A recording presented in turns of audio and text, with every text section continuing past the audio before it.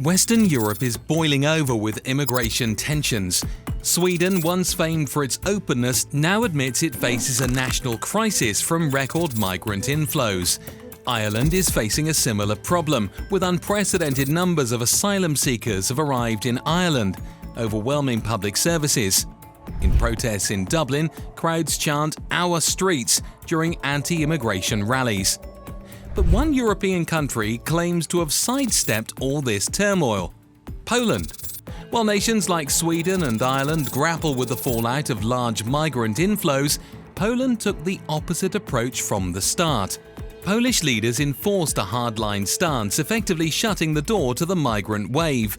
Many on Europe's political right applaud Poland for this strategy, holding it up as an example of how to solve an immigration crisis before it begins. So, what exactly did Poland do differently, and has it really solved the problem? Poland's answer to Europe's migration wave was blunt: stop it at the border. For nearly a decade now, Polish governments have maintained some of the strictest anti-immigration policies on the continent. Unlike Western European countries, Poland flat out refused to accept significant numbers of refugees from the Middle East or Africa, even when the European Union urged or ordered it to. Over time, Poland's resolve only hardened. In 2025, Poland's newly sworn-in president, Karol Nawrocki, used his inauguration to double down on this zero-tolerance position. He vowed to fight illegal immigration and resist any EU pressure to relocate migrants to Poland.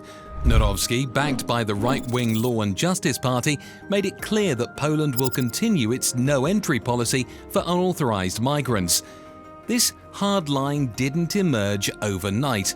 It began with the European migrant crisis of 2015. That year, millions of refugees from wars in Syria, Iraq and elsewhere poured into Europe, and the EU proposed a quota plan to redistribute some asylum seekers from hard-hit countries like Greece and Italy to other member states. Poland's pre-2015 government had agreed to take in a few thousand refugees under this plan. But when the conservative PiS party won the late 2015 elections, everything changed. PiS campaigned on fears of mass migration eroding Poland's security and culture, and that message resonated with many Poles. Party leader Jarosław Kaczyński even sped alarmist claims that Middle East refugees could carry diseases and pose terror risks. This was widely criticized as xenophobic, but was effective on the campaign trail. Once in power, PiS wasted no time slamming Poland's doors shut. The new government swiftly reneged on Poland's pledge to accept about 4,500 refugees under the EU quota. Instead, Warsaw flat-out defied the EU plan, joining Hungary and Czechia in refusing to take their assigned share.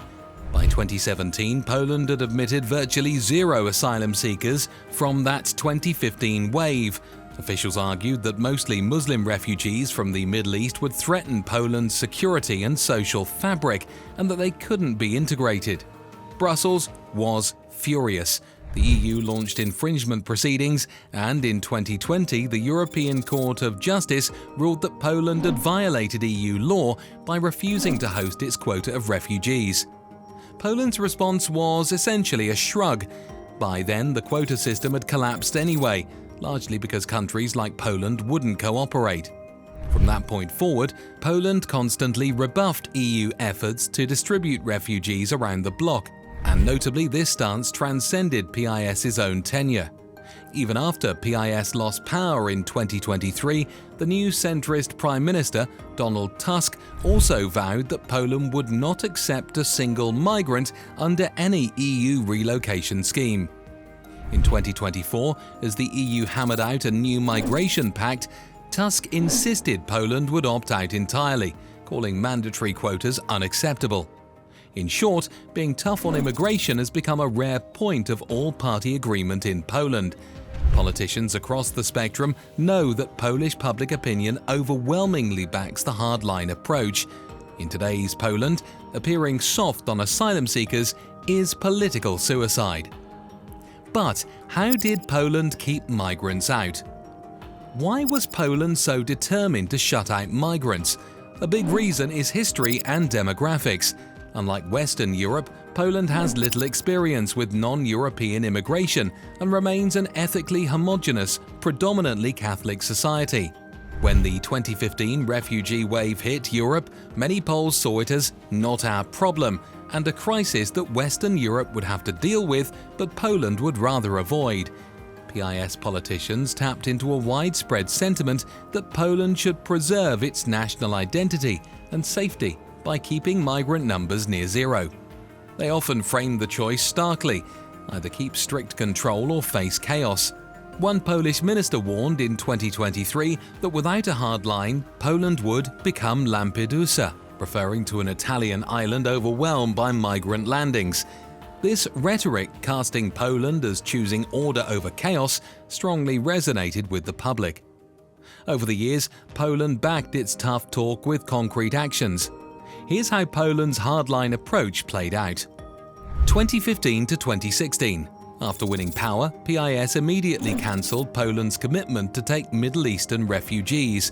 The government tightened border controls and even cut back humanitarian visa programs.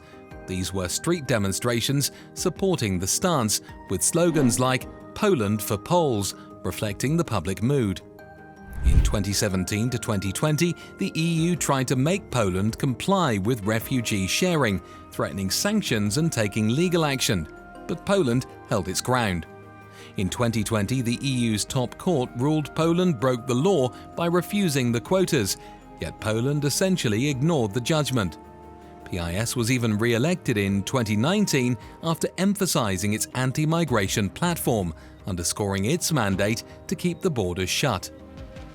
In 2021, a new crisis hit Poland's border, engineered by neighboring Belarus.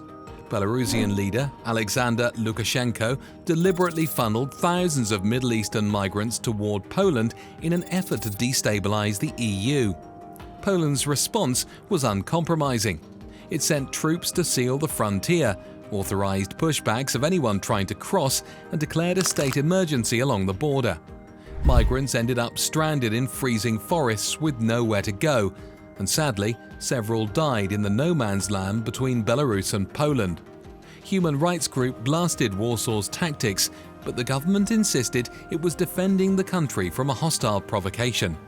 In early 2022, Poland began erecting a permanent steel border wall along the Belarus frontier, 5.5 meters high, topped with razor wire and outfitted with cameras and sensors. Officials proudly claimed this wall foiled Lukashenko's scheme by physically blocking most crossings. In 2022, even as Poland kept out migrants from the Middle East and Africa, it faced a very different influx this year. Russia's full-scale invasion of Ukraine in February 2022 triggered millions of Ukrainian refugees to flee west, and Poland astonished the world by welcoming them with open arms. Over 3 million Ukrainians poured into Poland seeking safety. The government swiftly granted them temporary protection, and countless Polish families volunteered to host and assist the refugees. By late 2023, roughly 1.5 million Ukrainian refugees were still in Poland. Polish leaders emphasized that these refugees were neighbors escaping a war, mostly women and children, and largely Christian, implying a very different situation from migrants arriving from distant regions. Poland's compassionate response to Ukrainians highlighted a double standard. The country was willing to absorb millions of culturally similar Europeans while continuing to bar people from the Middle East or Africa. So, in 2023, the EU made another attempt at a common migration policy. EU ministers approved a new pact to redistribute asylum seekers or fine countries that refuse. Poland, along with Hungary, vehemently opposed it. To drive the point home domestically, the PiS-led government held a national referendum in October 2023, asking citizens if they agree to the forced relocation of illegal immigrants from the Middle East and Africa to Poland. The answer was a resounding no. Even though this referendum was largely a political stunt and turnout was low, it underscored public sentiment. That same month, PiS lost the general election to a coalition of centrist parties, but even the new government under Tusk maintained Poland's refusal to accept EU-mandated migrants. Now let's fast forward to 2025. The Polish presidency was won by Karol Nawrocki, the hardliner backed by PiS, who campaigned on an unyielding anti-migration platform. Upon taking office, President Nawrocki reiterated that Poland's borders would remain sealed to unwanted migration and that no outside authority, Brussels, would dictate Poland's immigration policy. In short, regardless of who holds power, Poland's course since 2015 has been consistent. No mass migration, period. So, did Poland really solve the problem? By taking this uncompromising approach, Poland did avoid many of the challenges that countries like Sweden or Ireland now face. There are no crowded migrant camps in Poland aside from temporary housing from Ukrainians. There have been no terrorist attacks or major crimes linked to Middle Eastern refugees in Poland, because Poland has accepted virtually none. In pure numbers, the contrast is striking. Poland today has one of the lowest immigrant populations in the EU, even including the Ukrainian newcomers and other recent arrivals from Europe. Only around 5% of Poland's population was born abroad. Excluding the Ukrainian influx, the figure is closer to 2%. In countries like Germany, Sweden or France, the foreign-born share ranges from 10% to 20%. By keeping those numbers negligible, Poland sidestepped the integration pressures, housing shortages and social frictions that have hit some other nations. Supporters of Poland's policy say this proves their point. Prevention is the cure. If you never let large unvetted migrants flows in, you won't have to deal with problems later. Polish leaders argue that they have protected the nation's safety, stability and cultural cohesion by standing firm. And despite warnings that Poland's economy would suffer without immigrant labor, it has grown steadily, aided in part by an influx of Ukrainian workers who fill jobs without causing social tensions. And it's no surprise that many on Europe's political right applaud Poland's results.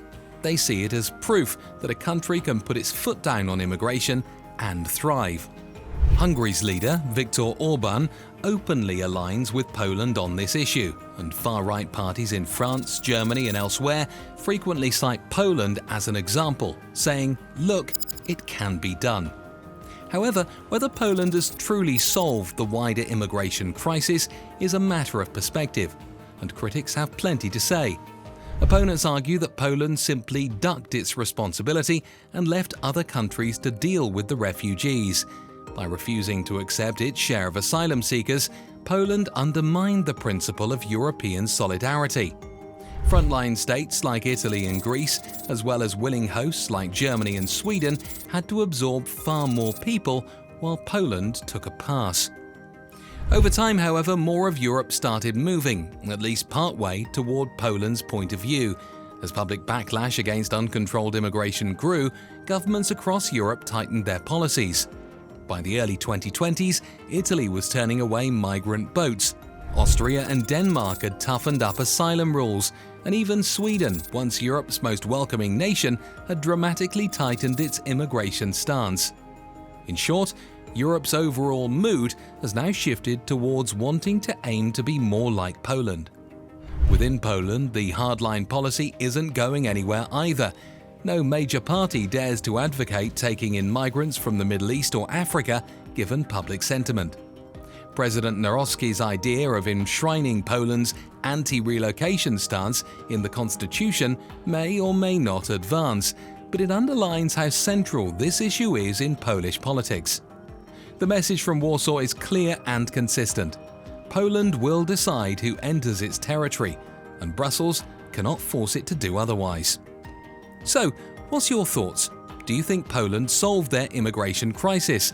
Let me know down below and click here for another video.